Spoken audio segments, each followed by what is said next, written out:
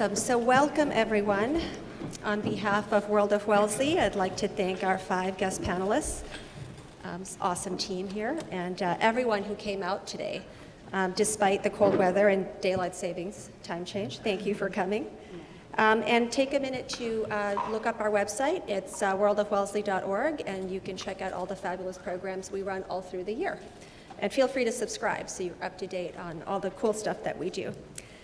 Each year, the World of Wellesley has a community book read program that provides an opportunity for a community to engage in learning and discussion of issues central to the World of Wellesley's mission to promote community, belonging, and anti-racism. At its core, the World of Wellesley is a nonprofit that focuses on education. This year's selection, Unmasking AI, My Mission to Protect What is Human in a World of Machines by Dr. Joy Buolamwini, to say that, allows us to consider how the data sets chosen for the creation of AI systems can amplify racism, sexism, albinism, and other forms of discrimination. As a graduate student, Dr. Buolamwini discovered widespread racial and gender bias in the AI data sets and algorithms used for facial recognition by tech giants such as IBM, Microsoft, Meta, Facebook, and Google.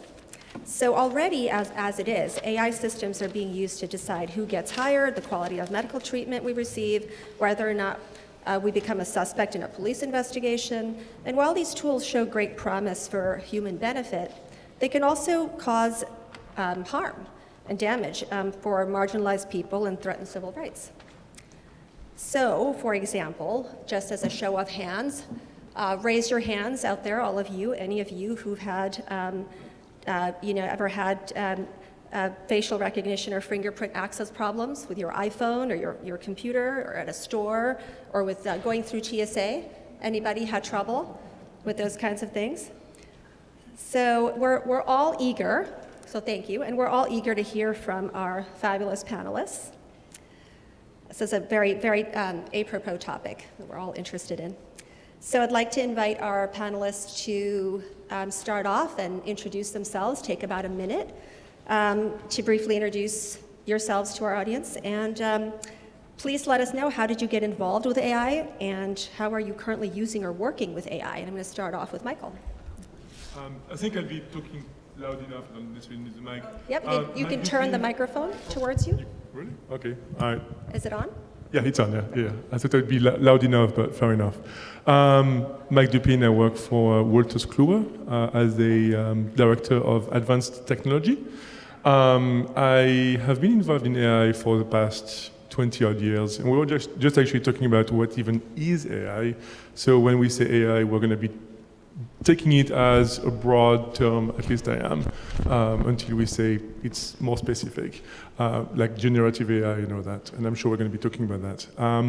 And what do we do at Wolters Kluwer in terms of AI? We are taking our data and automating it, making sure that we can really get the juice out of AI, out of our data through AI insights, and sprinkling agents as well as algorithms within our products to keep a competitive edge against our competitors. So that's it at me. Hi, I'm Carolyn Anderson. I'm a professor at Wellesley College in computer science. My PhD is actually in linguistics, though, and I guess my start in AI is that I started building benchmarks for exploring how well language models understood language back when language models weren't very large and were mostly just a kind of niche interest for natural language processing researchers and linguists interested in computational models of language. And I found my research sort of becoming encompassed in AI as large language models have become more of a primary kind of AI that people are interested in and using out in society. And so these days, a lot of my work still focuses on how do we evaluate AI, in particular large language models, how do we evaluate their capabilities in a way that is challenging and also fair to human ability. And particularly this year, I'm focused on the implications of large language models that generate computer code for work in the sciences. So how could this technology help scientists do their work more efficiently or spend more of their time on the part of their jobs that they really care about, which is the scientific research? Hi, I'm Zach Ziegler.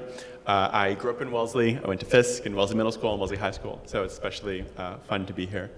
As a kid, I loved playing video games, and of course I wanted to know how video games work and how to make video games. And so that is kind of originally how I got into computer science and programming, and eventually found myself starting a PhD program in computer science at Harvard, where I was working on natural language processing and probabilistic generative models.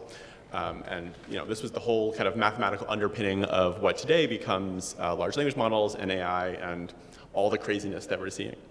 About kind of 1 or 2 years in, I started to increasingly ask myself, how do I really have an impact in this space? How do I do something real, something concrete that touches real people? And around that time, I got connected with my co-founder, Daniel Nadler, and we started Open Evidence, which builds AI tools for physicians to help physicians be more effective, efficient, and just overall give physicians access to all of the world's medical knowledge and make that queryable and searchable. Today, that's used in over 7,000 hospitals and care centers around the United States and in over 150 countries. So it's been a very cool experience to kind of see this through. And I think, especially in the context of this book, healthcare is obviously one of the most critical spaces, but one of the most sensitive spaces as well for bias and things like that. So I think it's especially pertinent for this discussion. Hello, my name is Tanuj, and I am a senior at Wellesley High School. So my interest in AI really started around middle school. I've always been, since I was young, interested in math and then computer science. And AI really has interested me mainly because underneath it all, it really is just math and data science. And I really find it fascinating how math can be used to create such things like using things like vectors to help computers understand how sentences work. And right now, I mainly study AI, learn AI. I am still a student, and I also try and teach AI through a company I co-founded called Next Gen Kids AI.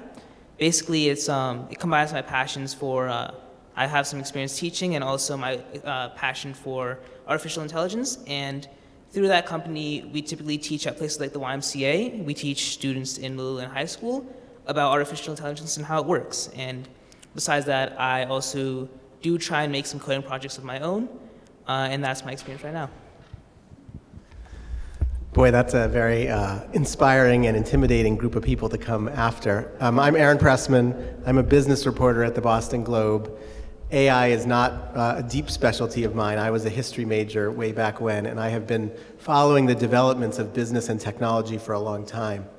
One thing that really struck me about Joy's book, and that I hope we will get into today, is that while there is incredible promise you're hearing here about these new technologies, we have definitely found with social media and the internet and other kinds of things that we also need to be aware of how these things can be misused, either intentionally or unintentionally.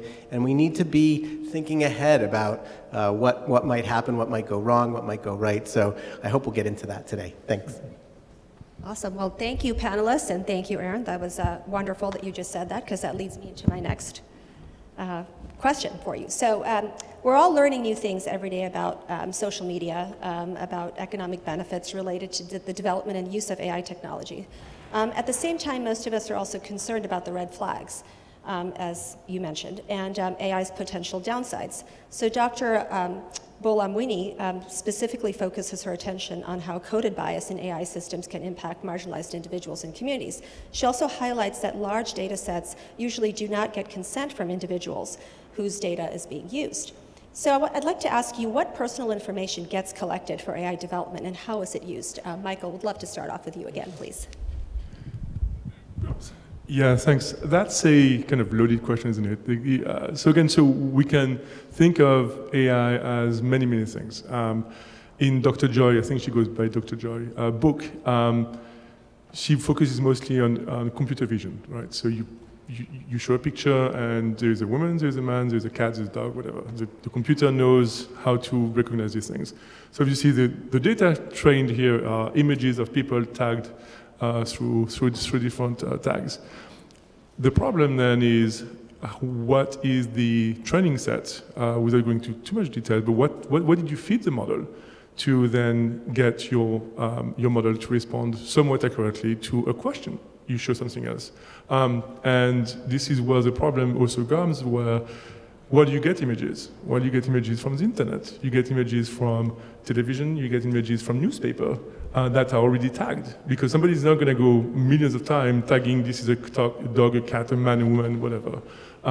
So that's a problem in terms of you can have biases right there, right? So if you have mostly white men, which happens a lot in our society, who gets a lot of attention? White men.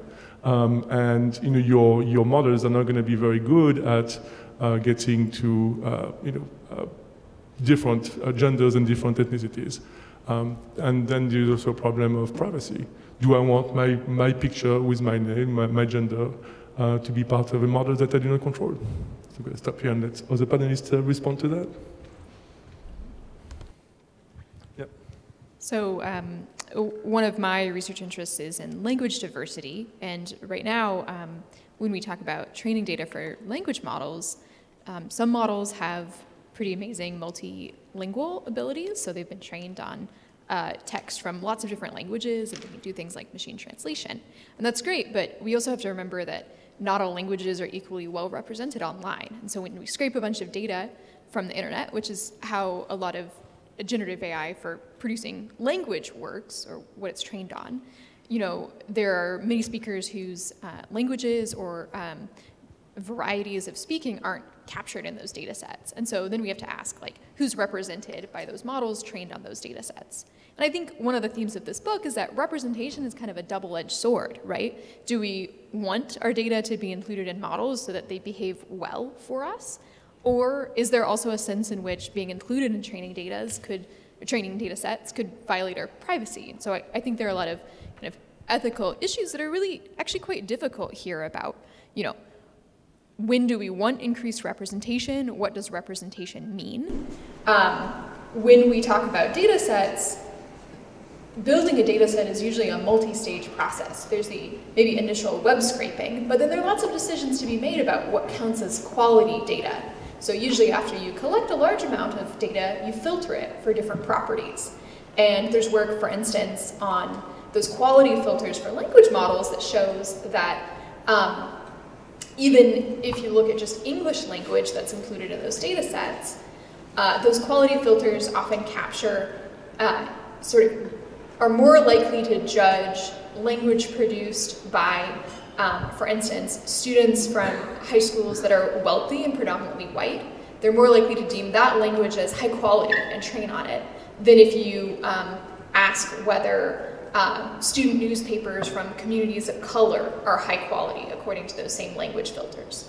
And so there are these, whenever we build a data set, that sounds like a very technological process, but there are lots and lots of social decisions that are being made, and all of those, I think, have ethical implications for representation.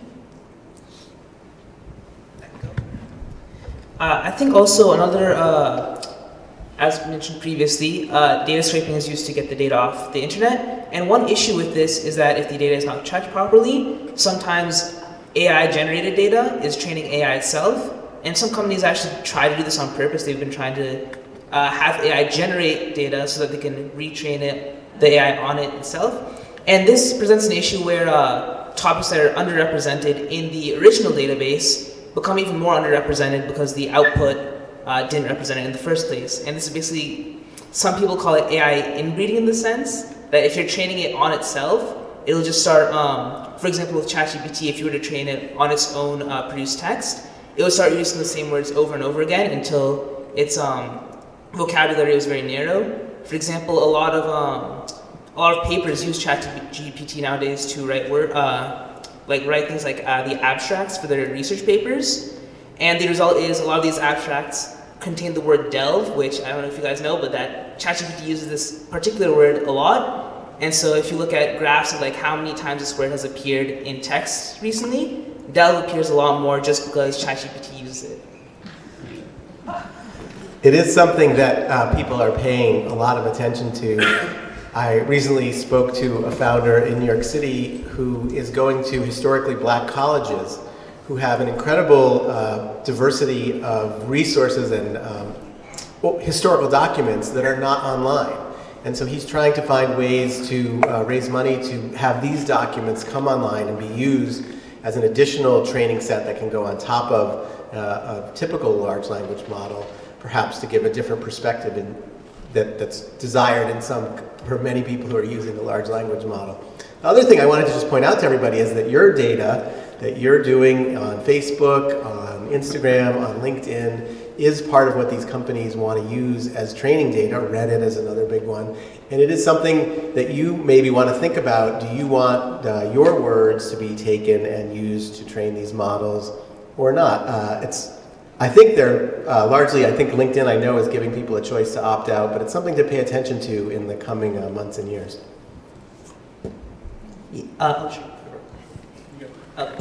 Yeah, adding on to that point, I think just a brief add-on. I think a lot of terms and conditions for a lot of social media platforms nowadays are starting to adjust, and they'll put it in there that they can use your data to train models. And there's a way to opt out, but they typically make it very convoluted, just so you know. They can basically use your data.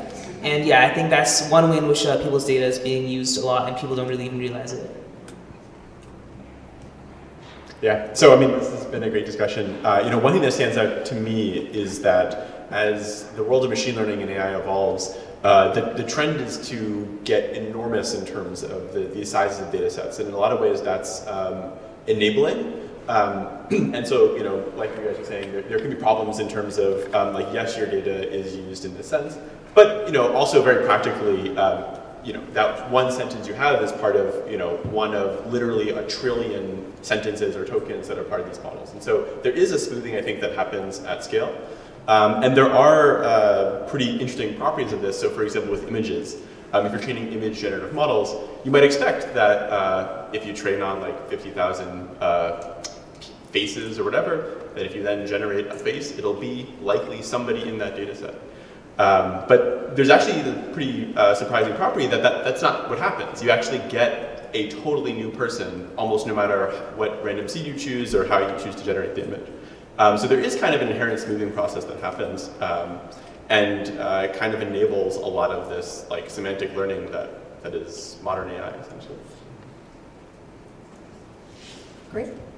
Any other thoughts on that? I'm just going to add one thing in terms of be careful of what data your data trail you are leaving. So it's easy to be afraid of Facebook, LinkedIn, Twitter, whatever Gen X or Gen Z is now doing. But your phone is your worst enemy because every app that you have, and yes, you can opt out, but most likely you haven't, at least one of them.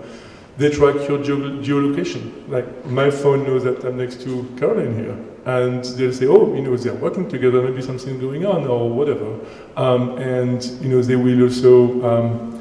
There are companies grabbing the data to make inferences around my lifestyle. Maybe I go to the gym every morning, so then they're going to be pushing gym equipment, and that's part of the data, and that's going to be part also of training models, generative or not. To figure out how to best make money out of us. So it's really, I guess my main point here is be careful what you're afraid of, and what you should be afraid is what you are not afraid of.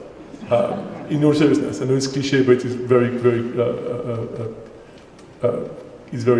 accurate in this context. Great, thank you. So, in your opinions, what do you see as the positive social and economic advantages of AI? And there's no particular order, so whoever wants to jump in, go ahead.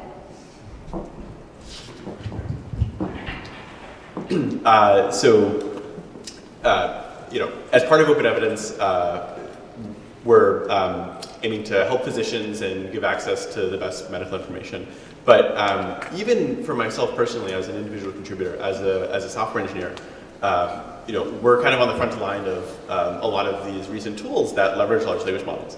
And what's really interesting, what I can speak of from like a very personal sense in terms of like using these sort of things is, I know, for example, like between ChatGPT and GitHub Copilot or Cursor or any of these modern tools that use large language models, like for software engineering, I can be like 5 times more effective and efficient as a software engineer. I think this is something that I think really resonates with anyone who's tried remotely to use these tools in a meaningful way. On the other hand, I was just talking with someone who's a professor at NYU who was teaching Introduction to Python. And what was really interesting to me was that his experience was that ChatGPT has completely annihilated the ability of kids to learn programming if they're not really actively trying to learn, because they'll, instead of trying to really focus on how to debug and how to code and the principles behind it, they'll just completely ignore all of that and just try to prompt ChatGPT to do their homework for them, basically. And that leads to kids failing that otherwise wouldn't be failing. And so what's really telling about these two anecdotes is that there's this, for exactly the same tool, there's this distinction between using it as an aid and an augmentation tool versus kind of replacement for humans. And the replacement, I think, clearly both fails because it doesn't work, and it just doesn't lead to kind of the best outcomes overall. And so what I see is that the best use of these tools comes at the intersection, comes from people who are still experts and are still good at the job and doing their job or whatever, but are enabled and made more productive by these types of things. And I think that type of thing is where we're going to see all of the benefits from AI in these next few years. This is great because I was about to say exactly the same thing, which is I think that the best use cases are ones where technology is assisting humans rather than trying to replace humans. I think, when we consider any kind of job, oftentimes I think there is a lot of hype around automating jobs, right? And this is a trend for decades, right? There's been interest in automating jobs in different sectors. But often when you hear people talk about those jobs who don't do those jobs, there's a simplification of like what that job actually entails that I think is a little naive. And so, when people try and have agents that totally replace software engineers, to follow the programming example, that ignores all of the other things that a software engineer actually typically does, like communicating with customers about their needs, working as part of a team. There are all these other parts of the job beyond just the generating code part of the job. And so I think there's a danger there when we think about automating jobs fully, that we're a little naive about what the job actually is. But I think there's great potential for building tools that actually assist people who are already experts in their work. So I'm the most excited about that as well. Yeah, I definitely agree with what's been said so far. I think as a personal anecdote, when I typically make my computer science projects, just whether typically my personal projects, sometimes I'll use ChatGPT a little bit, and it'll give me some code segments. And while obviously it cannot write big projects on its own, it is very helpful. I think, for example, I recently made a project that uses AI to make Quizlets for me, just like online flashcards. Because in my language classes, they typically just give me a whole list of words with their terms and definitions. So I can just take a picture and it'll turn that into an online flashcard set for me. And for that project, ChatGPT has been really helpful in coding some of the very tedious parts that are very simple and yet would take a long time to write. But then when it comes to actually like putting the whole project together, it doesn't really understand any of that. So I think when it comes to like, the basic skill sets, ChatGPT can definitely like replace those. So like, as mentioned previously, it's a big problem for intro classes because ChatGPT can do all the homework in those classes. But for bigger classes where there might be humongous projects that are due, ChatGPT can't really do that all for you. It's going to require a special skill set. I also just want to make the point, these are very serious points, but also the lighter point that you can have a lot of fun with some of these programs. And I know that people who are bored, you might read a book, but you might also have a conversation with ChatGPT about the subject you're interested in. And it is sometimes remarkable how well it comes back at you with things and points of view, or some of these artistic programs. So it's also something to just have fun with, right? If we're talking about the positive points. Great. Did anyone have any other thoughts quickly on that? Awesome. So what's your prediction? Will the transition to AI-driven economies widen or narrow existing wealth, equity, and societal gaps? What do you think? The science fiction author Ted Chiang a few years ago wrote very wisely about this, and he said a lot of the fears, or maybe, I think he said maybe all of the fears about AI are actually fears about capitalism. And I think part of what we're talking about here is how will these tools be used? Will they be used for good or will they be used for ill? And I think that the one really important point that I've learned over my whole career about technology is that a lot of times the technologists want you to feel that it's inevitable, that these things will happen and they will come to us, they will work in a certain way, and yet there are many human choices in terms of how they're designed and how they're regulated, and that we need to be thinking about that. Maybe we'll get into that a little more. And going back to that point, I feel like there's a lot of hype around AI, and while not all of it's fake, obviously, a lot of the big companies that are investing in AI, I feel like there's a lot of this idea that AI is going to take over pretty much every job at some point, and it's not very clear if that's going to happen yet. The only reason this message is being spread is because a lot of the big companies, or a lot of the sources of this information are the big companies that are saying, you know, like for example, Elon Musk, who's saying that, I think he said that general intelligence will be reached in like a year or two. And obviously it makes sense that he'd say that because he's the one who's making it, he wants you to invest in the company. And so I feel like there's like a lot of fear mongering around this topic, but it's not really the case that AI is going to boom that fast. And even if it does, probably not as fast as a lot of the tech giants want you to believe. Yeah, I think most realistically we'll see both gaps broaden and shrink, so in different ways. So when we think about language generation technology, for instance, I think there's a real benefit to people who are second language speakers in terms of machine learning really bridging some of those gaps. So better machine translation models and even things like Grammarly that can help people who don't feel confident in writing in the language that they need to use for business. I really do think that that's beneficial to groups of people who may have had a disadvantage before.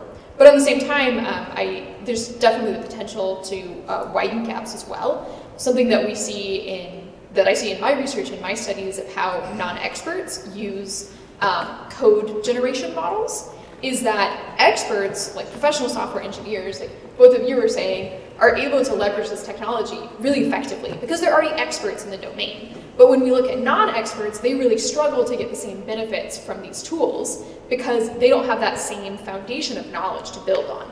And so there's a real possibility that some of this technology might help the people sort of at the top who are already experts do their job even better while leaving behind some of the people who don't have the skills to leverage the technology effectively. But I think that really depends, like you were saying, on the choices we make as we deploy this technology, the choices we make in education, the choices we make in access. So I think, as always, the future is kind of wide open and it's up to us. So maybe I'm going to pause here a little bit because we've been talking about AI, and I think this is a good point to really think back about what we mean by AI, because the question is, where do we see AI affecting for good or bad? But AI has been around for a long time, right? So if you think 4 years back, ChatGPT did not exist, we would not have had this conversation at Wellesley. Even though AI had been there for a long time. I mean, you were doing natural language processing. I was doing what I was doing. Dr. Joy was doing image recognition. Things were not progressing that much. And it is my true belief, and I'll be proven wrong, that LLMs, generative AIs, we are kind of a inflection point in terms of productivity, in terms of society impact. And the problem is we're going to probably have companies making much more money for everybody else. Production is going to be going up, just like production was going up. GDP went up with industrial revolution. It was about a 20 times gain in GDP. And then you have world economies, you have even more the internet, that was even a higher production throughput. Now the problem with Gen AI, we're going to be able to do things much faster, much easier. I would like to push back about Python. If you ever tried to debug a Python code, I'm glad that we have LLMs, because the output of Python are horrible to even try to figure out what's going on. Now the problem obviously is who is going to be getting the return of not AI but LLMs, generative AI.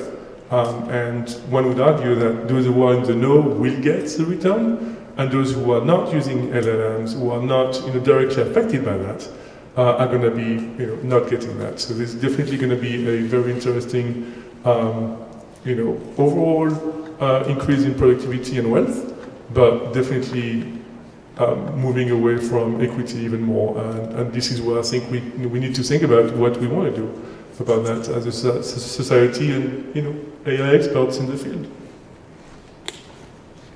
To just add one thing on that, I think a clear winner is going to be the technologists building the technology. And I think if you look at this panel, there's a bit of a problem, right? Which is that has implications for who in society as a whole benefits. The technology community is far from diverse. And when we talk about those gains being concentrated in the people who are using LLMs, that has implications for, who, when we look at class and race in society, who benefits from those developments as well. So representation, I think, matters, and increasing the diversity of the tech workforce and field is really important.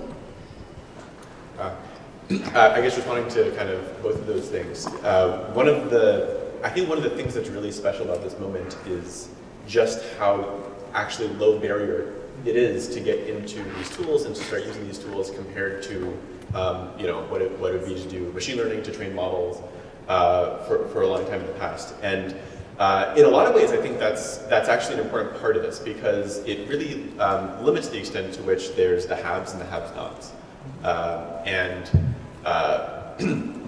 It makes it less about needing to make sure that we're actively making sure that we're pushing this on everyone, because there's just an overall pretty substantial opportunity to take these things and do really amazing things at a whim almost, maybe even too easy in some ways.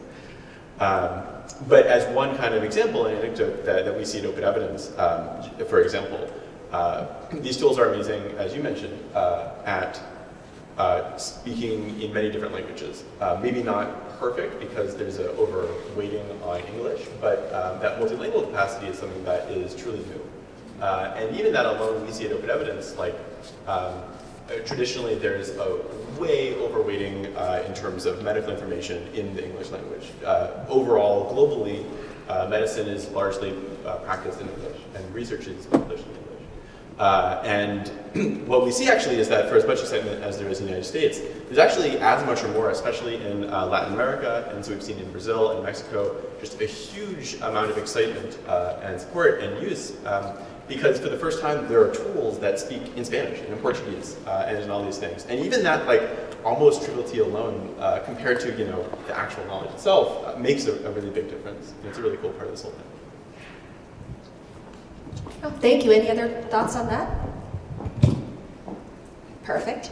So Dr. Buolamwini's work has been very influential in pushing large tech companies to conduct data audits and obtain consent.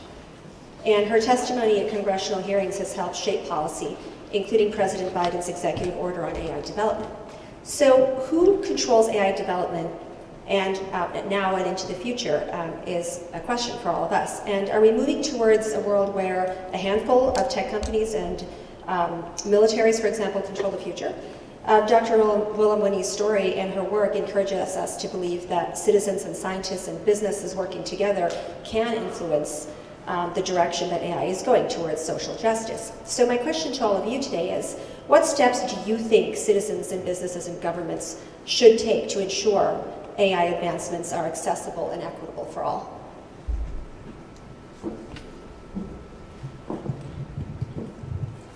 So I think one really important thing is to have conversations that involve different kinds of stakeholders, people in communities who are going to be impacted by the deployment of technology, people in government who are making the decisions about how to regulate technology, and companies that are developing technology. And one of the models for how these conversations can be structured that I teach in my classes is the idea of a community jury, where technologists would actually come to a community and propose some new technology that they would like to develop or deploy, and a kind of representative jury of different stakeholders would be assembled to kind of give their opinions about how that would impact their lives. And this idea is something that is very hypothetical, right? Like, this doesn't actually happen when technology is being developed. But I think as community members and as citizens, we can work to educate ourselves, educate other people, and be a little bit more active in participating in these decision-making processes. So push for regulation if you think the technology should be regulated. Push for representation in government of people who are knowledgeable about technology. Push for, education in the community at different levels around these issues and discussions. And in particular, something I would like to emphasize is I think there are certain classes of activities that really should be regulated and scrutinized heavily. So when we're talking about access to essential services, which in the book, for instance, there's the case study of the tenants who their building was going to install facial recognition as access to where they live. That's a critical service. I mean, the place, your home, what could be more essential to access? When we talk about essential services, I also include education, and also embodied agents that might interact with us in the real world, like self-driving vehicles or autonomous robots, things like that. Those impact all of us very directly, and I think the bar for releasing those kinds of products out into the world should be really high, because the stakes are very high. And I think it's sort of up to us as citizens to push to make sure that those products are regulated and scrutinized before they're deployed in the world.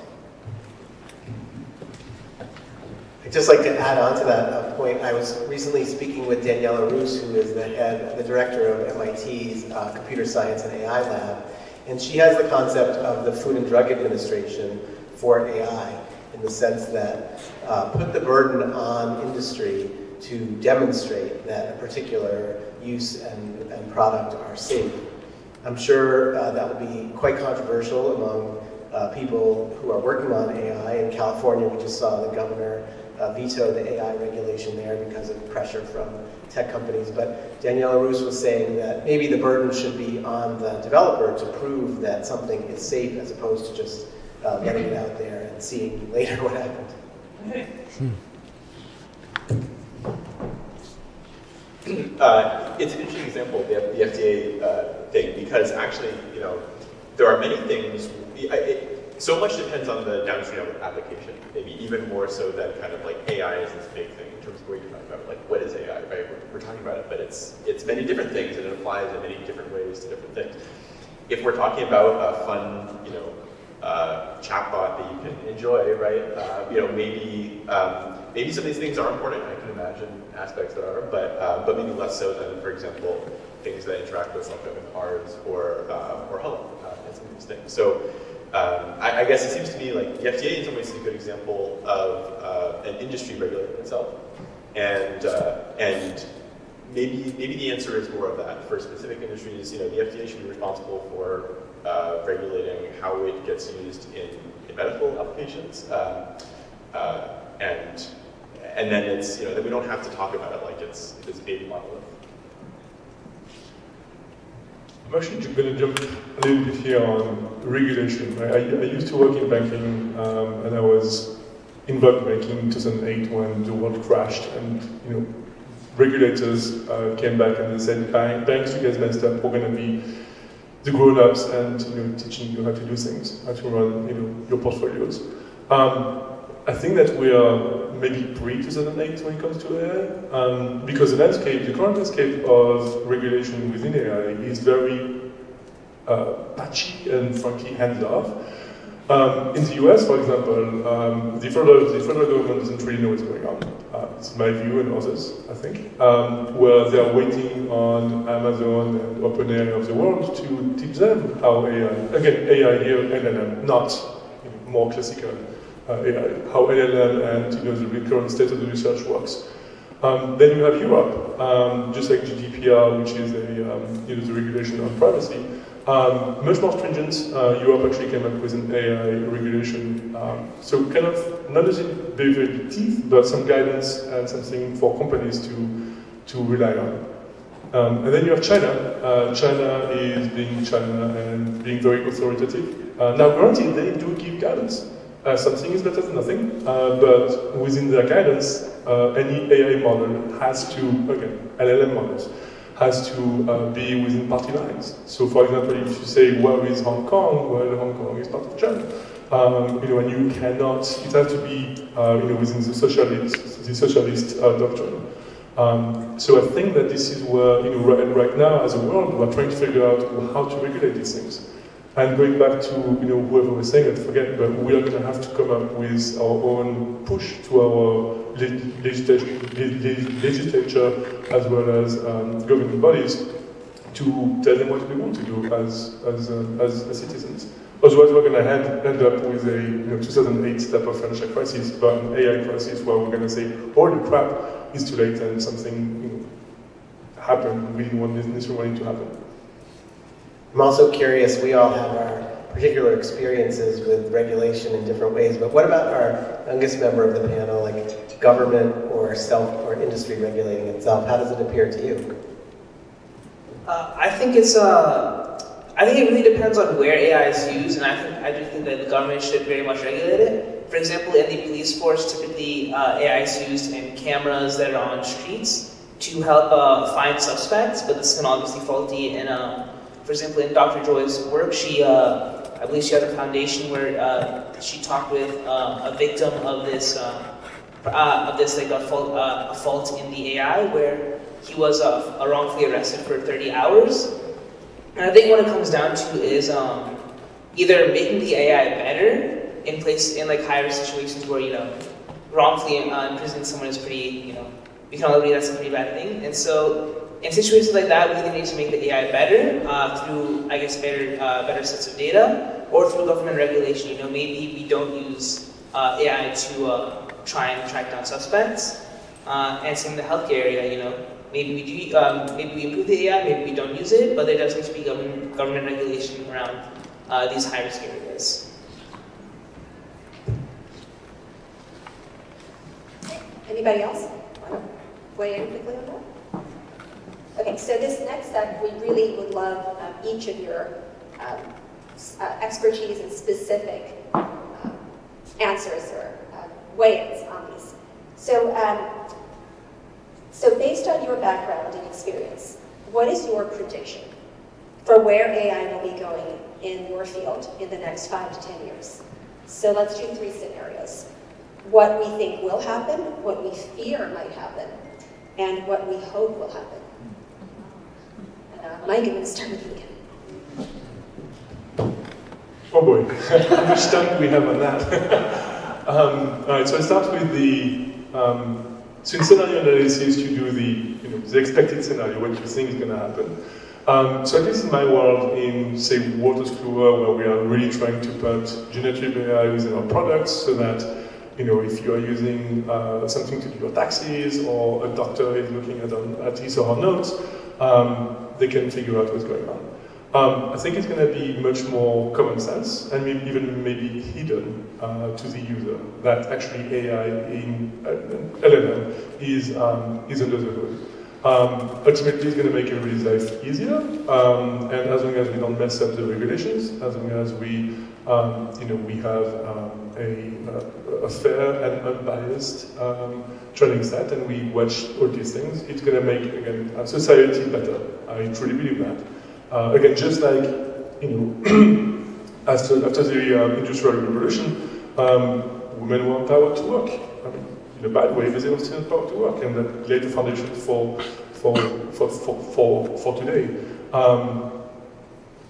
And we might have, it's going to be bumpy for sure, we're not going to get it right the first time, but ultimately I believe that the most likely scenario is that we'll be fine. Just like an evolutionary process, life has been fine, we will do that. In the optimist way, everything will be awesome. We will not have to work anymore, and machines will be talking to machines, and we'll get everything for free, and that will be awesome. Unlikely to happen. Now, on the extreme, on the negative side, I think that I was worried actually when I was starting to think about it. I'm like, what could be the worst thing that can happen? And I think that, and going back also to the lack of regulation, we have branches of the military that are spending lots of money on AI. Apparently, the Pentagon tripled the budget on AI in 2023. Why do they do that? Well, it's obviously to make their soldiers' life easier, safer, whatever. But what about going back to biases, right? If you have a drone fully controlled by AI, it has the opportunity to kill 2 people. Is it going to make a decision based on just factual, or maybe there is some bias in the training data set? It's going to be, killing the person that looks different from everybody else. So I think that we could get towards a Terminator type of future if we're not careful enough. And I'm going to finish by I was trying to think about how we could avoid that, right? And it occurred to me that, again, we have branches of the military, and we had the latest and greatest, which was Space Force. I don't even know why this thing existed. But this was, I think, 3 or 4 years too early.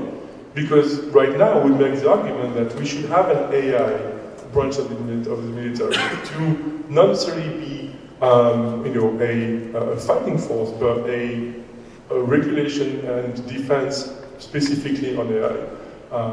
That is independent from the DoD and NSA, because we know what happened there when we let these people with a lot of information. So that's my 3 scenarios. Sorry, I think that was a farther view, like a very broad future view, but I thought about like very near short-term future. So my answer will be a little bit maybe less exciting. But I think in the short term, what I expect we'll see is more in the workplace, more effects in terms of productivity gains in particular jobs and less full-scale automation. And I don't think that that's that likely, even though there's a lot of hype around AI agents. I think we'll find that actually the people doing those jobs do a lot of other things too, and they'll instead use the agents to do their jobs more efficiently. My 2 fears, and again, speaking very practically about kind of short-term, close-to-home fears. The first is that there will be reckless deployment of these systems before we know that they work well. And this is something that I'm worried about because it's happened in the past. In particular, in education, there is a pattern in pretty recent history of what I would say premature and pretty reckless deployment of technological fixes, particularly in low-income and minority-serving schools. So these communities are often, I think, vulnerable to tech companies who promise gains that they can't really deliver. And I'm particularly concerned, given the debate about how do we responsibly integrate large language models into education, that these less privileged communities, public schools, will see a lot of kind of rapid deployment, cost-effective, right? It's cheaper to deploy an LLM-based agent than hire another teacher, while the well-off communities say, oh, our schools are pretty good. We can just wait it out, and we can see what really works, and we can do this later. And so I'm worried in education, particularly about a growing equity gap between schools that can continue to do a kind of high-contact, individualized education with human teachers, and less well-funded schools that might be tempted to pursue, technology solutions that don't end up really serving their students well. And I think this is a really serious possibility because education is really, you're starting in life, and it can have these really serious long-term consequences for the students who are the guinea pigs in these experiments. Then my other main fear is how the kind of current trend of tech development interacts with the epidemic of loneliness that we've been hearing about in the US.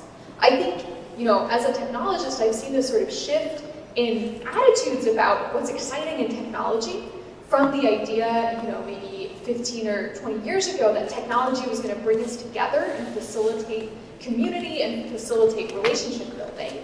And like if you look at the early web or early social media, there was a lot more emphasis on one-to-one connections, connecting with people maybe that you also know in real life, or building these like communities.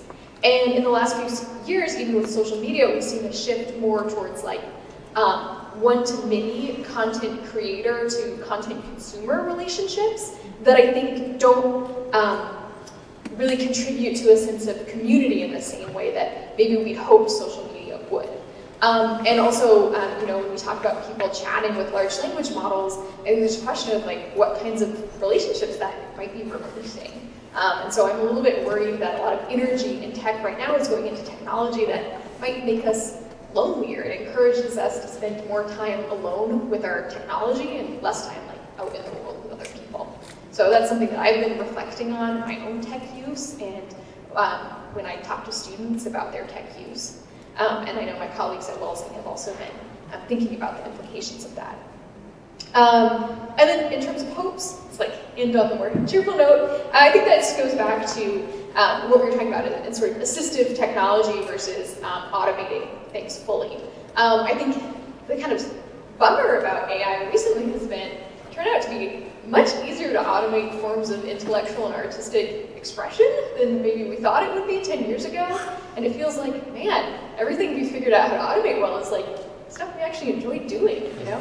And so I guess my hope for the future is maybe we can figure out how to actually automate some of those things that we don't enjoy doing and free up more of our time for the things that we do enjoy doing. And I think, that's another way of saying let's make AI that assists us rather than replaces us.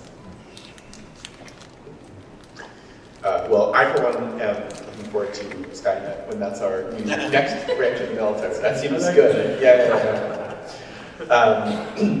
No, I think what I see kind of very on the ground in thinking about building and how we use these tools to make new things, what I see is that this recent excitement and development in AI, and especially with large language models, is a really, truly, like, actual, meaningful step up in capability that we have for making things. It's real despite the hype in a way that, for example, crypto is not. I think it's probably fair to say that it's the single biggest kind of advancement that we've seen since the age of, since the development of the internet. And I think what I see kind of in this space right now is that it's leading to kind of probably the biggest commercial shakeup since the development of the internet. What I see is that it's this completely wide open field where very small groups of people can make very big impact and can develop new things. And specifically, it's like we've seen this enormous step up in capability, but we've only so far, I think, really seen maybe even 1% of what the application of that looks like. I think we're still just at the very early stages of where that leads, where that goes, how we combine these things in interesting ways, and put all of these kind of tools that do kind of small, specific things relatively well, but are not AGI, are not generally intelligent and smart.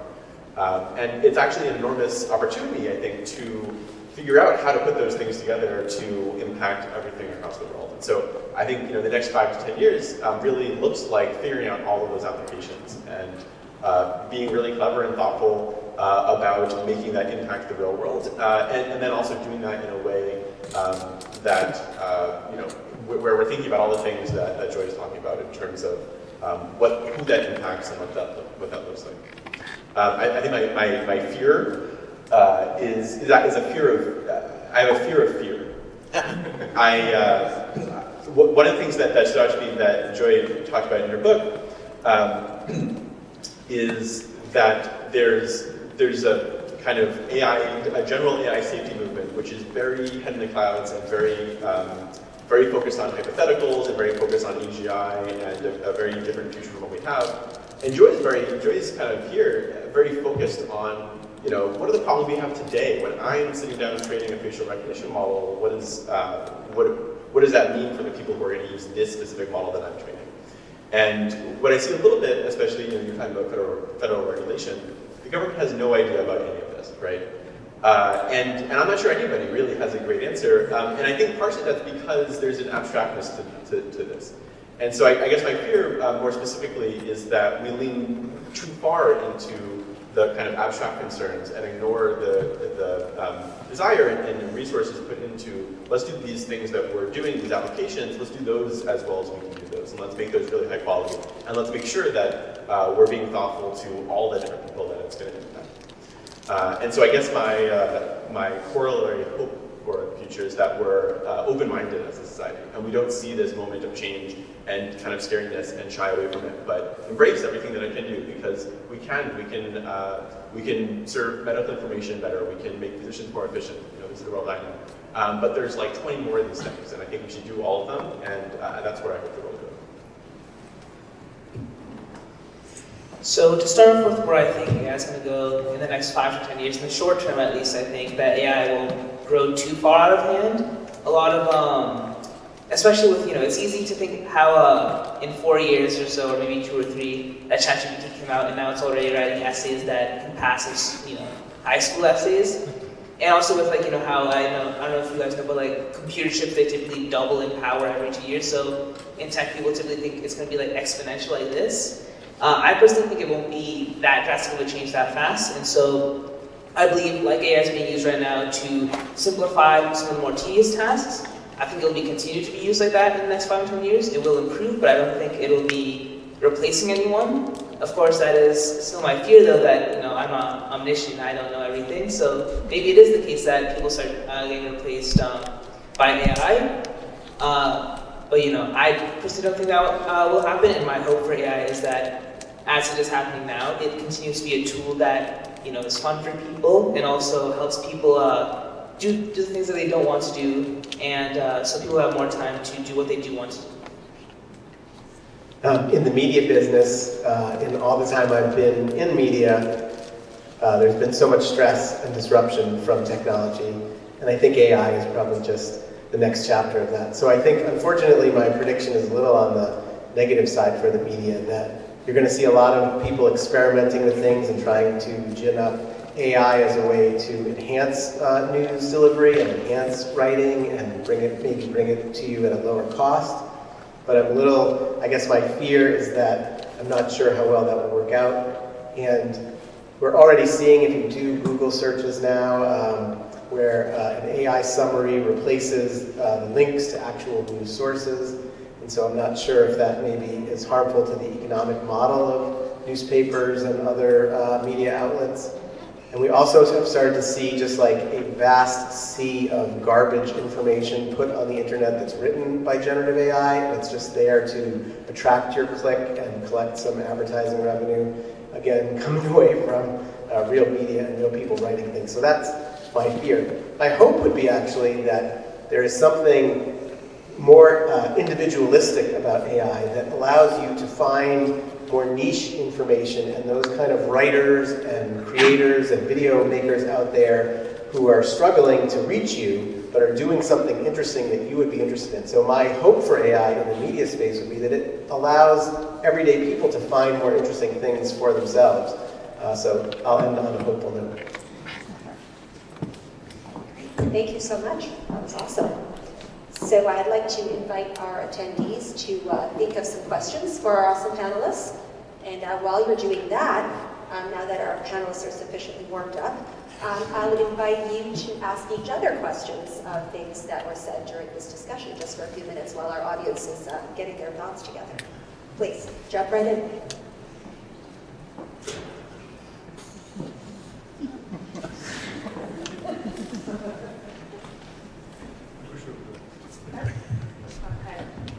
I'm a little curious what, we don't have to get into too much detail, but what's a really interesting AI application that you're using today? So I'm not going to answer that because I don't think this is contractually what I can do. But I was listening to NPR a year ago, and it really dawned on me on the health side, right? You have AI models that have been trained to find diseases, so kind of not necessarily replacing pathologists, But looking at pictures and being much better than pathologists at finding there was cancer, there was some CT scan, there was some things. So to me, that was very interesting, right? So on the bright side of AI, really figuring out how we can best use computers to augment humans. I don't think that we will ever necessarily replace humans because we do need this knowledge, this research. Like actually doing research, I don't think a computer can do research. That's truly a human, thing to do. But we can definitely have this machine do the repetitive, tagging images. I was in cancer research for 4 years, and people would be tagging and measuring images. If only 25 years ago, we had this technology, PhD students would have a much easier job to do things. So that to me was kind of an interesting, immediate, use of AI for sure. I can talk about my maybe weirdest AI research project right now, which is that I'm working with some art historians at Wellesley who are specialists in marginalia in medieval manuscripts. So these are like doodles kind of on the edges of paper pages. Think about you've probably seen the fancy illuminated letters. Those actually, surprisingly I learned, are not marginalia, but marginalia are other things that kind of look like that. But we're very interested in multimodal models like ChatGPT that can take images, because it's really challenging if you care about really fine-grained artistic classification of what's happening in these very weird doodles. My art historians have 100 different categories of things involving apes that show up. That's the most common kind of marginal doodling that you find in these medieval manuscripts, which was very surprising to me. Now, if you have a really fine-grained classification system like that, traditional machine learning, kind of the computer vision classification models that are talked about in this book, they don't work so well because you need a lot of examples of each kind of category or tag that you want to train your model on. But a multimodal model can take your whole picture, including the context of the text around the marginal image, and it can describe that to you in text, and we can potentially augment our classification models with some of that textual description, which can help us get past things like the different photographic conditions that those pictures are taken under, or the different styles that the artist drew them in. So I'm really excited for some of these really niche applications of multimodal models in the humanities. I think it'll open up a lot of interesting research. Anyone else? And actually, to just finish that, so this is actually a really good example of the democratization of AI, where a niche application like that would have never had the funding to have 100 PhDs in data science to develop whatever model. But generative AI is there for the taking, and this is one of the better uses that we can see for sure. Anyone else? So we'd still like some funding for this. If anyone works at the National Endowment for the Humanities, please accept our grant this year.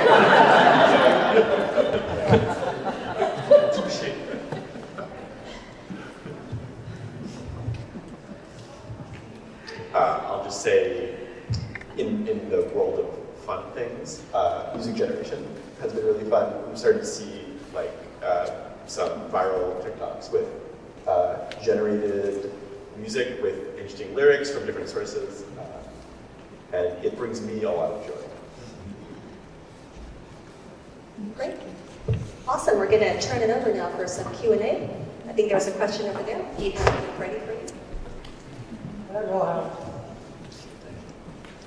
don't know how this exactly fits into a question, but the generators of this new realm of ours consist of academia, consist of responsible corporations, yes, but on the other hand, it can also consist of irresponsible corporations. I guess to some degree, irresponsible, educational circles, maybe. And then there's the freelance, which, who knows where the freelancer is. So we're talking, I get the feeling that we've been talking, spending all this time talking about responsible AI, and within the confines of possibly, federal regulation, whatever. But where do we stand? How are we going to deal with those other realms that are out there for which we have no control? Is there anything we can do? That to me is, that's the person sitting on their couch, in their living room doing bad deeds. I don't know who said that. See if you can figure out a question there. What do we do about those other factions that are generating AI?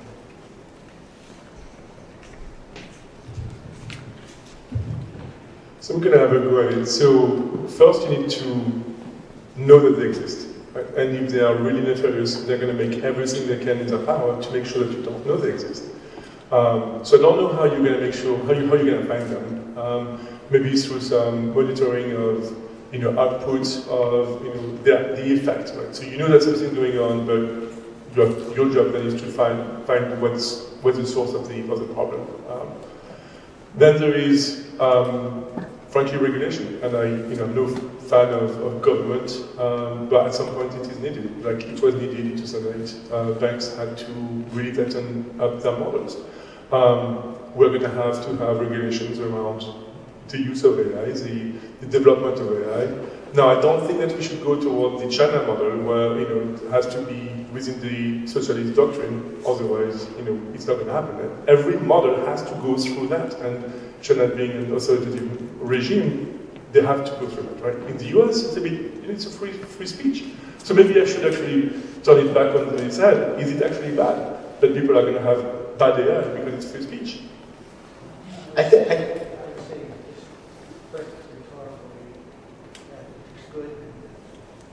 think a lot of technological developments that have improved crime have proven very difficult to regulate. The Federal Communications Commission has been trying now for a decade to wipe out spam that comes in your text messages from fake phone numbers, very unsuccessfully if you look at your text messages.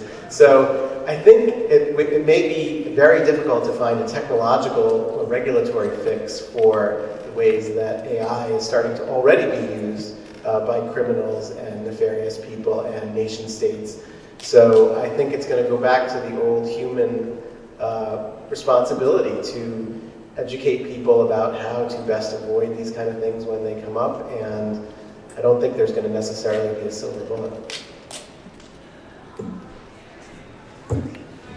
I was really taken by Dr. Anderson's comments around education.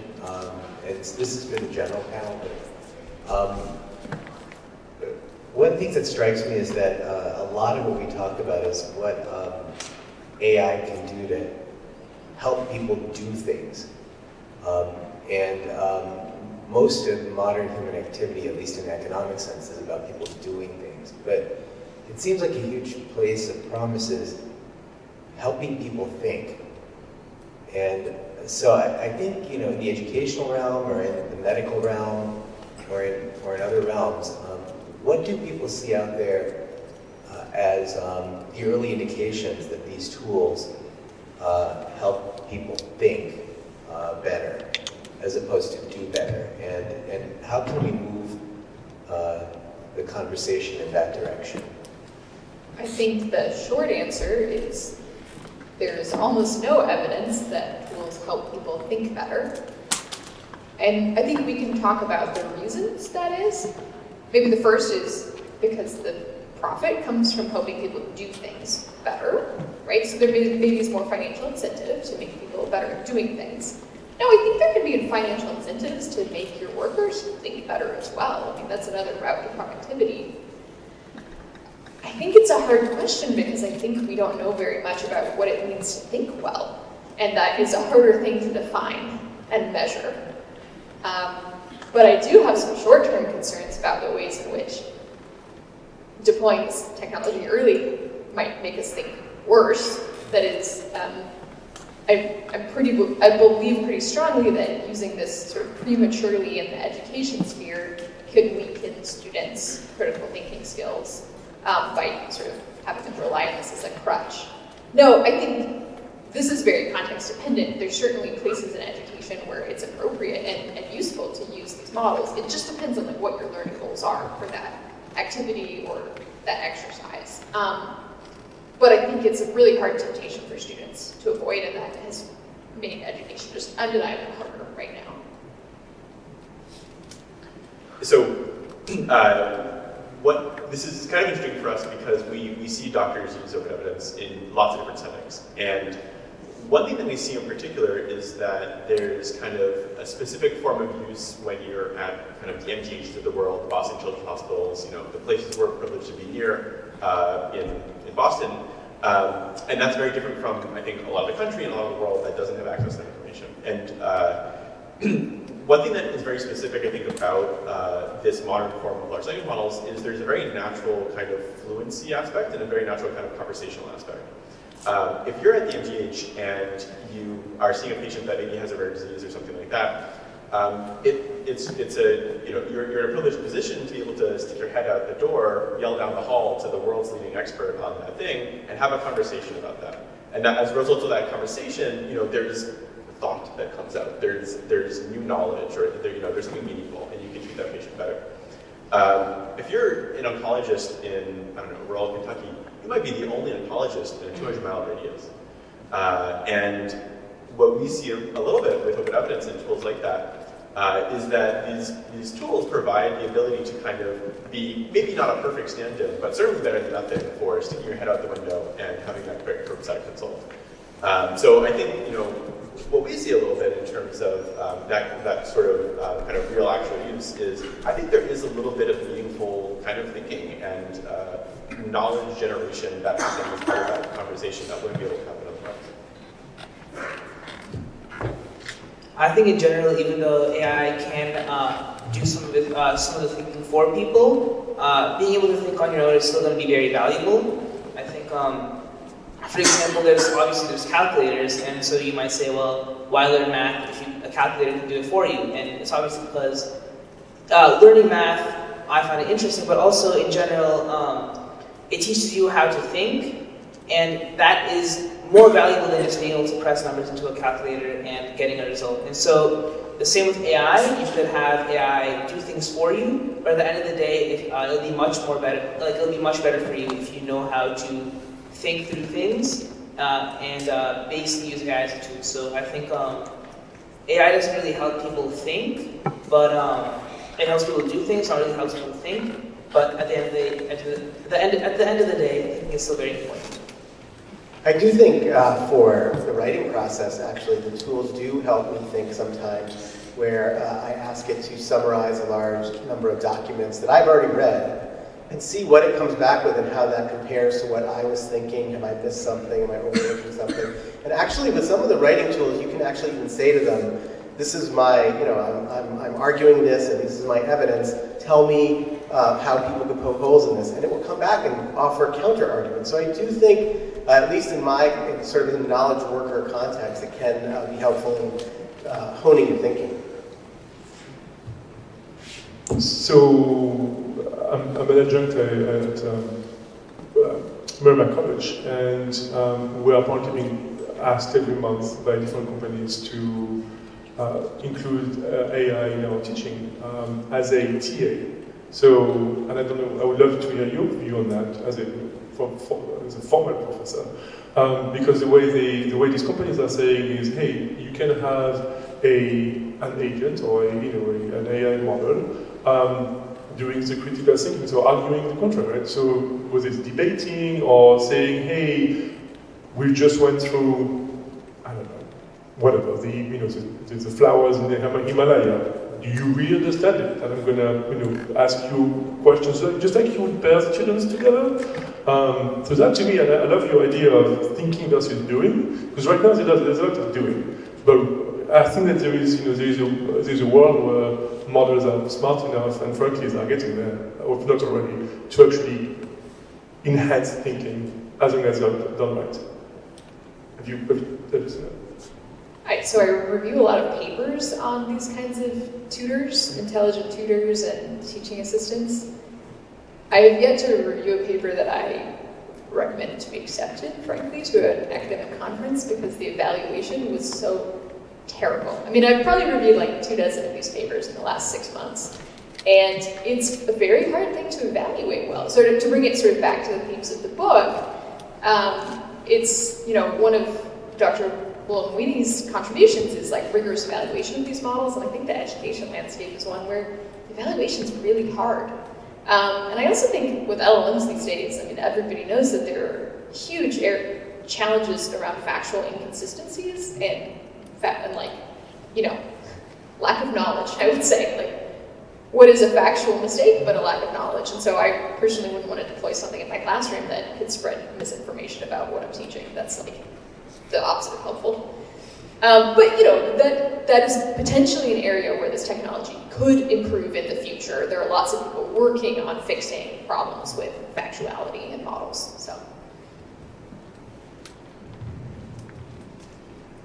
So I just want to add one point. This gentleman asked regarding responsible AI.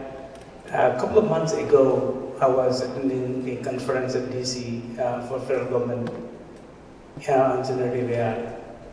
As you know, today's world with so many social networks, misinformation, disinformation, and all generative AI being so advanced today, definitely regulation is a dire need, and federal government has established a framework, and also they are working to kind of come up with a regulation framework.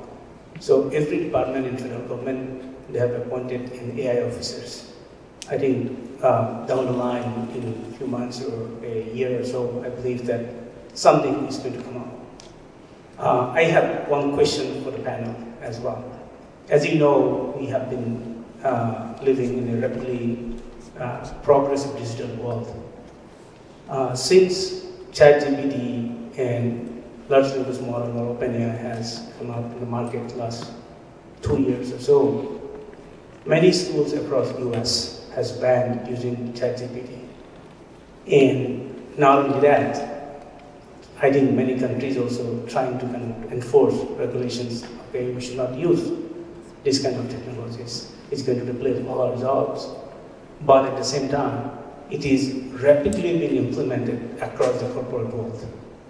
Now, my question is, what should we do in our schools so that we can rather banning these technologies, but rather upskill our teachers or reform our educations so that we can prepare our students for the next generation corporate world?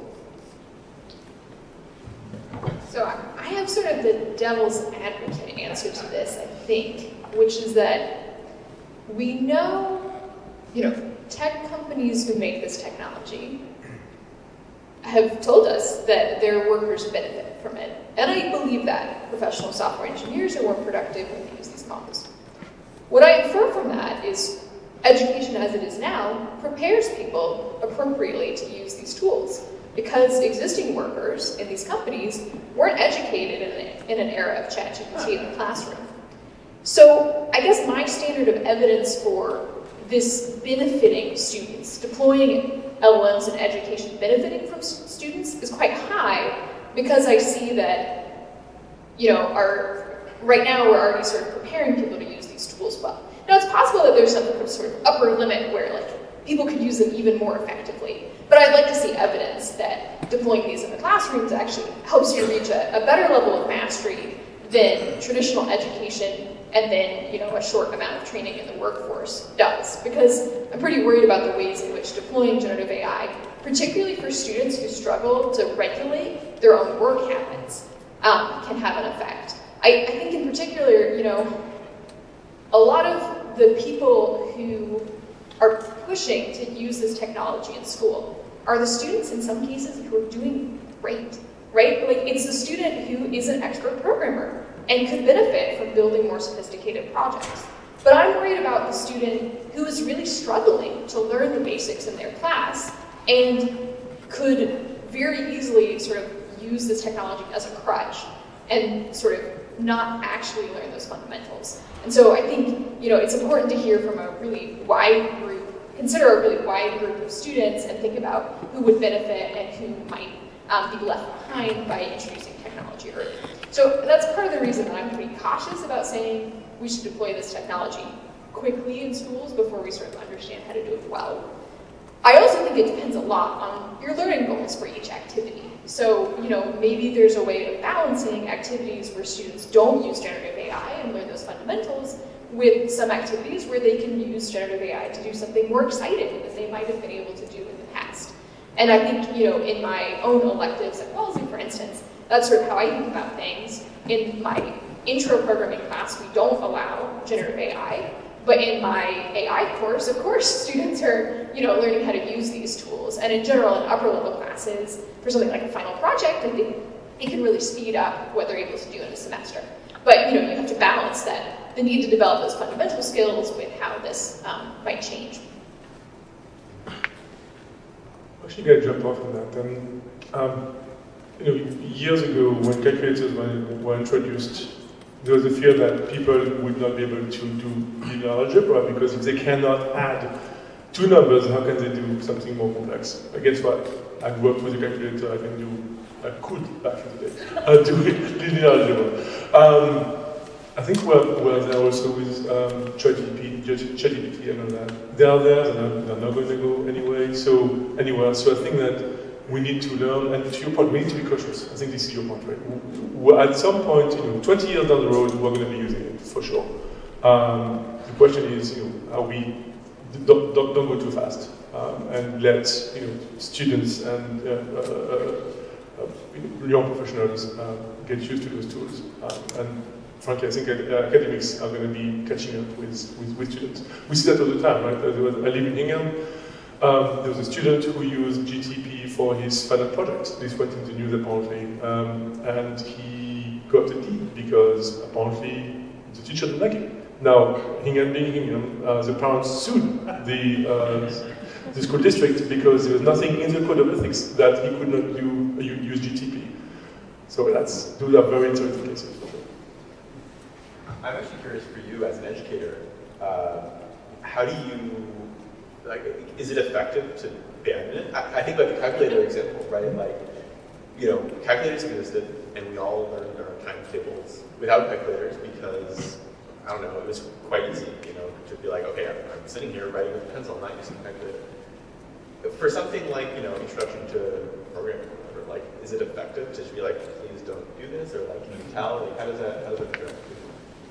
I mean, in some sense, I think from a kind of academic integrity point of view, it's not super different than just the internet.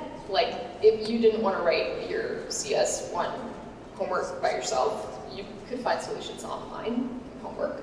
So in some sense, I don't think generative AI is really that different from just Googling and getting somebody else's code, which students could do, students do. I think in the intro level, yeah, it's pretty easy to tell because we know exactly what we've taught students and then they turn in code that uses other things we haven't taught them. I mean, maybe you can't always prove it, but you usually have a bit of a spider sense. I think something that isn't obvious if you're not a programmer is that there's a pretty distinctive style in how people program, especially, I would say, non-experts as they're developing their skills. It's pretty idiosyncratic, the kind of code that they write. And so I always hide my students' names when I'm grading, but in a class of 24, I can often identify exactly who submitted which program because I know their personal style. And I think that's really not obvious to people who haven't programmed themselves. Is it effective to ban it? I mean, I don't know. Is it effective to ban Googling? I mean, is it effective to have standards for academic integrity? I mean, is it effective to have morals, I guess, is a broader question, right? If just because some people do a bad thing, does that mean, we shouldn't be sad about it? I mean, I think it's worth teaching people habits that serve them well. So the way that I try and teach this to my students is to say, and I use the same rule in my own use of generative AI, which is to ask for each thing, am I learning from this process? And if the answer is yes, then I want to do it on my own. If the answer is no, I've already mastered those skills, then I think that's a place where you use generative AI to speed up the process. And so, you know, in my own research, that's how I approach the use of generative AI.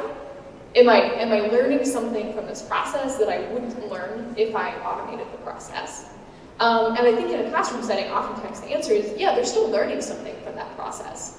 If they're not, then like, we probably shouldn't be having to do that activity in class because class is about learning. Yeah, so that's my take. But yeah, let's hear the student perspective. Yeah, so I think what has been said about calculators so far, I completely agree with. I think in schools typically, like, you know, until 8th grade or 9th grade, you're not allowed to use a calculator, it's prohibited. And then, you know, now, you know, you're taking tests and the teacher's like, yeah, take out your calculators, you're gonna need it. And so, I think the same thing should happen with ChatGPT eventually, maybe not right away, but I think teachers need to start allowing, because people are going to use it, people can use it, and it's a very useful tool to, I guess, get like a first draft done. But after that, you know, if you submit like a, you know, raw ChatGPT paper, you're probably not going to get a very good grade in an English class. And so, I think it needs to be prohibited in the until maybe like 10th or 11th grade. And after that, you can use it basically to make a first draft if you want, and then you can edit the first draft. And I think, of course, I'm talking mainly about English and history class, so I think this is where ChatGPT has the biggest effect in, you know, writing students' papers. I think they should start doing more in-class essays, because at the end of the day, the whole point of these classes is to, I guess, learn about history, but also to learn about how to analyze text, and also how to make arguments given pieces of evidence, so analyzing evidence and making an argument. And this can all be tested through in-class essays, which also, you know, very hard to use ChatGPT if you're being monitored in an in-class essay. So I think the takeaway is this is a very useful technology for students because it can help with very tedious tasks. But teachers just need to change the way they, I guess, give out assignments to make sure that students are actually learning and, you know, not, I guess, using ChatGPT and not learning. I have a concern about the role of experts in developing the things you're doing. Michael, you mentioned pathologists, helping pathologists, and Zach, you're developing things that are going to make help in making diagnostic decisions. And as people use these things more and more,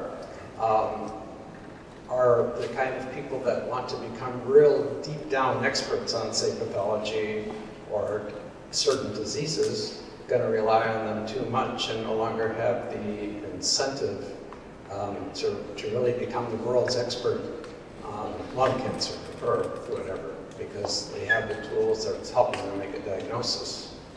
And I know when you develop a diagnostic test, even if it's something as simple as a COVID test, an at-home COVID test, you, in the end, have to make a decision as to where my false alarms are going to occur, and you do that by reducing the sensitivity of your test so that you don't call too many negative people positive. And how do you do that? You assemble a panel of experts, and they really delve in on this problem, and finally you come to a decision. And I know they're just these wonderful people that just know the ins and outs of pathology and stuff like that. And are we going to lose those people because we have too much AI?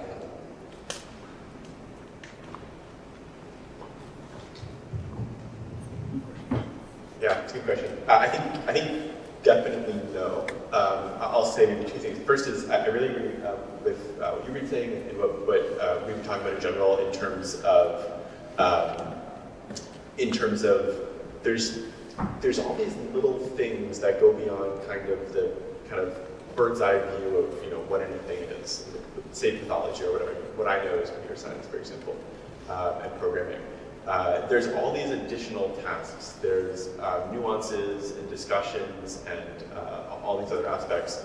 And even as we kind of get at some of hopefully the mundane aspects, or maybe aspects that can be augmented as like a co-pilot or something like that, you know, what I see is that we're nowhere even close really to really replacing humans, especially in mission critical areas. And I think the humans in those areas know that more than anybody else in terms of, you know, for my specific thing, the thing that I know so much about, like, often the reaction is like, this is super helpful, this helps me in time. For example, one of the earlier things we heard from, I don't remember exactly, but I think a neurologist, was like, I'm an expert in this space. I'm an expert on this exact type of neurology. Maybe it's brain cancer or something like that. But wow, like I just asked to put in a few queries, and I was able to find some references that were going to be helpful for my meta review that I had never heard of before.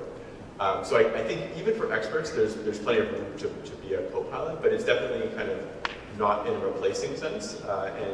And I don't think that person, for example, was especially concerned that they were not going to be needed or whatever.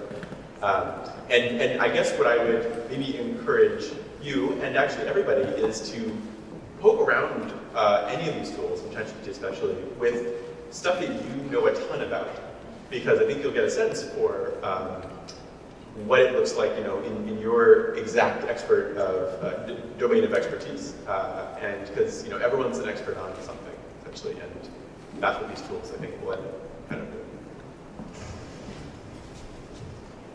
I just want to add, I guess this is related to the point that I made earlier, that research is not going to be made by computers. By definition, even LLMs are back rear mirror viewing, in that they are trained on existing knowledge. Now, I'm no LLM expert, I work on that and I teach, but I don't think that they can come up with new information, net new knowledge. Because ultimately, especially LLMs, all they are is very good at repeating existing information. They're very good at connecting dots that already exist, but if you are talking about a breakthrough in science, like I was researching, I was an academic back then and researching in blood flow. I don't think a computer model will be able to do it just yet. Now, with advent of general AI as well as quantum computing at some point, maybe, but not necessarily, hey, this is where we need to advance knowledge.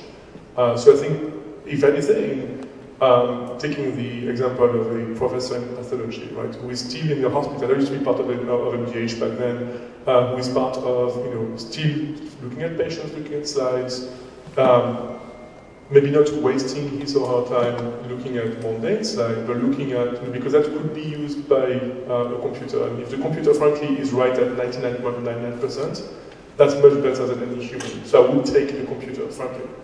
But getting the expert and looking at really, things that are a bit nebulous, where the computer says, I don't know, what do you think? And then actually making time for more critical thinking. That is actually going to be a good thing. So thank you, panelists. We are coming to an end, but we may have time for just one more question. We're trying to stop by 5, so that all of you get to meet our panelists and have a nice chat.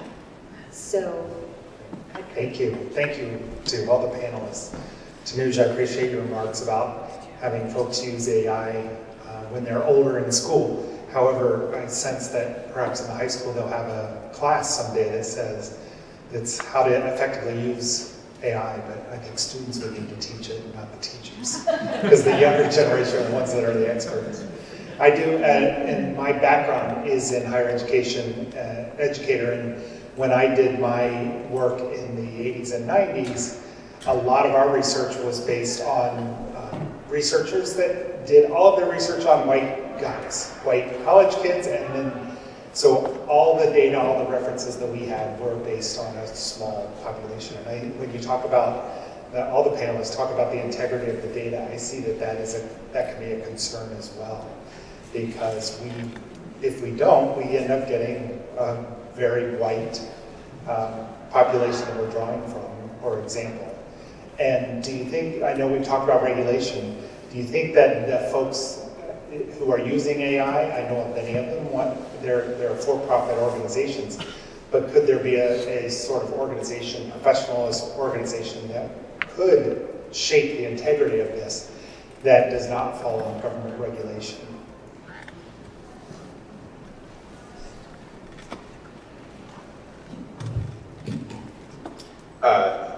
This I think connects to one thing that I was thinking as I was reading for this book too, which is that there's often, my answer is kind of, in some ways, capitalism.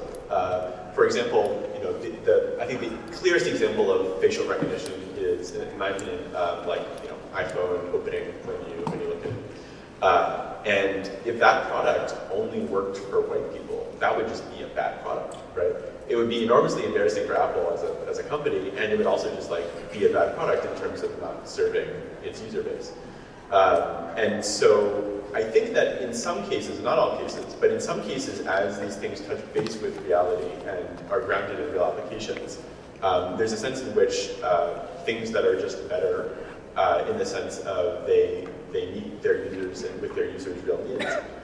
There will at least be some tendency, I think, to meet that need and to meet all of the users. And if companies are not doing that well, there will be other companies that do that better. So that's at least one incident, and it's definitely not the full extent. Robert, and we have a person who wants to ask one question. I know we're kind of out of time, but just to throw it out there. Thank you. A lot of the environment community is saying the cost of using ChatGPT and all is so expensive, don't touch it. I think the statistic is that 5 queries to ChatGPT is like using 1 plastic water bottle, right? That's some sort of, it's very hard to measure these things. OpenAI is not very open about its energy consumption, many other things. But there's certainly an environmental impact for all of this technology. There's an increased energy consumption fueling the AI revolution. And I do think it's good to think critically about your own usage. Where is this really benefiting you, and where, does existing technology already work pretty well? Maybe you don't need generative AI for, say, information retrieval. Maybe you can Google instead of asking ChatGPT. One of those is cheaper environmentally than the other. But there are other applications where there are, where generative AI is really doing something that you couldn't do with existing technology. But I definitely think it's a very important issue, and one that we hope that future technology will become more energy efficient, but still an open debate. So on that, AWS, Google, Microsoft have all signed contracts to have dedicated power generation to their servers. We're talking nuclear power plants. And to your point, if you have a choice between Googling or using ChatGPT, if you want to be green, Google, because Google is going to be net zero emission in 10 years. They are basically on track to I think they are already 50% net zero emissions. And also, since we're talking about equity and impact on society, not just AI, it's important to realize that yes, everything, all your data lives on the cloud. All of the GPUs that you're using to come up with, but the GTP is coming up to come up with to generate something, lives somewhere, and there is a social justice also that has to happen. Right? Where is all this waste going? Are we going towards a model where we are shipping even more waste to African countries like we are? Our recycling, our used appliances end up in Africa because we don't want it, and they're taking it and polluting their countries. So that's a big concern for sure, and I don't necessarily think that we have cracked that yet. But what we know is it's going to be much more hungry from an energy point of view. All the information. Fantastic, thank you, panelists. Can we have a round of applause for our awesome panelists?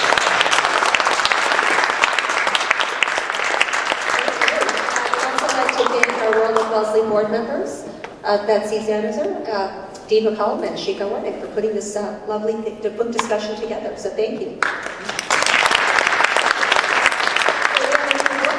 Book copies for sale. Back there at the back tables, so please feel free to stop by. And we have Ziploc bags, so please take some food. And panelists, you're off the hot seat, so please feel free to step up and come mingle. Thank you again.